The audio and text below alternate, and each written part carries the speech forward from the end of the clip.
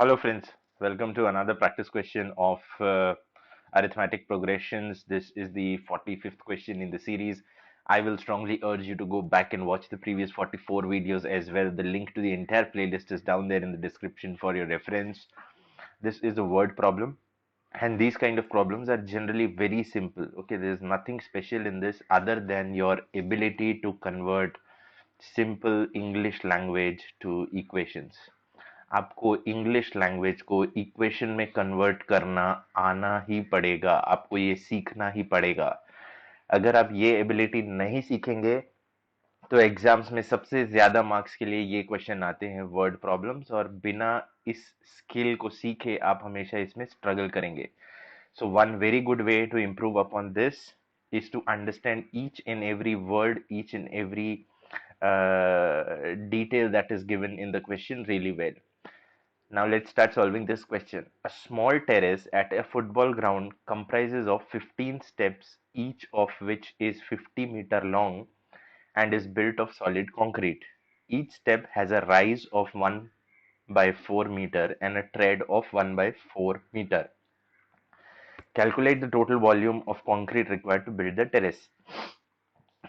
तो बेसिकली हमको इस पूरे स्ट्रक्चर का वॉल्यूम निकालना है। ओके, और ये स्ट्रक्चर कैसा होगा, ये स्ट्रक्चर मैंने ग्रीन कलर से ड्रॉ करने का कोशिश किया है, बट मैं आपको समझा भी देता हूँ यहाँ पर कि एक एक सीढ़ी की ऊंचाई जो है, ओके, एक एक सीढ़ी की ऊंचाई जो है ये 1/4 मीटर है। ओके, जो वर्ड लिखा है राइज, राइज का मतलब होता है सीढ़ी की ऊंचाई, ये 1/4 मीटर है।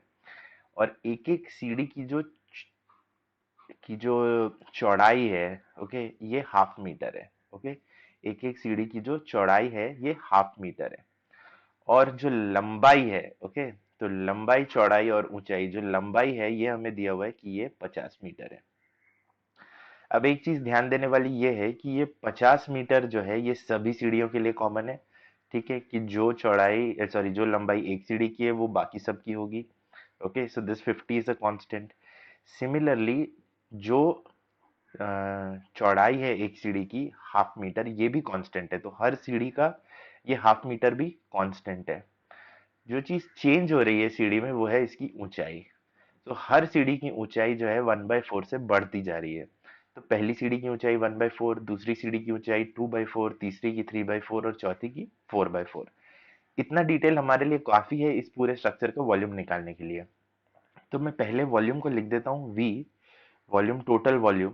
क्या होगा हमारा, पहली सीढ़ी का वॉल्यूम V1 प्लस दूसरी सीढ़ी का वॉल्यूम V2 प्लस तीसरी सीढ़ी का वॉल्यूम V3, ऐसे करते करते करते V15 तक। अब देख लेते हैं कि पहली सीढ़ी का वॉल्यूम क्या होगा। पहली सीढ़ी का वॉल्यूम होगा length into breadth into height. तो इस सीढ़ी का जो लेंथ है वो हमको पता है कि 50 है। ठीक है, 50 मल्टीप्लाइड बाय जो ब्रेड्थ है, ये हमको ये भी पता है कि भाई, ये भी इसका हमको पता है कि हाफ है। और जो इसकी ऊंचाई है वो हमको पता है कि 1/4 है पहली सीढ़ी का। V1 जो मैंने लिखा है वो ये है। ठीक है, अब जो V2 होगा, V2 क्या होगा, इसका भी 50 तो कांस्टेंट है, द लेंथ इज कांस्टेंट, और इसकी भी चौड़ाई कांस्टेंट है, हाफ। अब जो तीसरा टर्म है यानी कि हाइट, वो चेंज होगा। हाइट कितना हो जाएगा, ये 1/4 से बढ़ जाएगा, तो ये 2/4 हो जाएगा। ठीक है, तो ये मेरा दूसरा सीढ़ी है, तो दूसरे सीढ़ी के लिए कितना कंक्रीट लगेगा, इतना कंक्रीट लगेगा। ठीक है, तीसरे सीढ़ी के लिए भी लिख देता हूँ, तीसरे सीढ़ी के लिए लगेगा 50 multiplied by half multiplied by 3/4। अब आप देखिए कि आपको एक पैटर्न दिख रहा है, 50 इंटू 1/2 इंटू 1/4। ठीक है, फिर 50 इंटू 1/2 इंटू 2/4। सो चेंज सिर्फ ये वाला टर्म हो रहा है 3/4। तो जो 15th टर्म होगा उसमें क्या होगा, 50 इंटू 1/2 इंटू 15/4। जो 15th सीढ़ी होगा उसका जो हाइट होगा वो 15/4 होगा, 15th सीढ़ी का। अब टोटल वॉल्यूम निकालना हमारे लिए एकदम आसान है। तो टोटल वॉल्यूम मेरा अब क्या हो जाएगा, टोटल वॉल्यूम हो जाएगा 50 और ये हाफ, और ये सारे जो टर्म है 1/4, 2/4, 15/4 तक, इन सब में से मैं 1/4 अगर कॉमन ले लूं तो मेरे पास बचता है 1+2+3+4, ऐसा करते हुए लगभग 15 तक। राइट, ठीक है। अब ये पूरा क्वेश्चन जो है बस इस एक छोटे से छोटे से कैलकुलेशन को सॉल्व करने वाला है। तो ये हो जाएगा 50 इंटू हाफ इंटू 1/4। और ये nth टर्म का जो फॉर्मूला होता है वो होता है n/2। इस केस में 15 है तो ये हो जाएगा 15/2 into first term plus last term. तो फर्स्ट टर्म हमारा 1 है और लास्ट टर्म 15 है, तो 1 + 15 हो गया 16।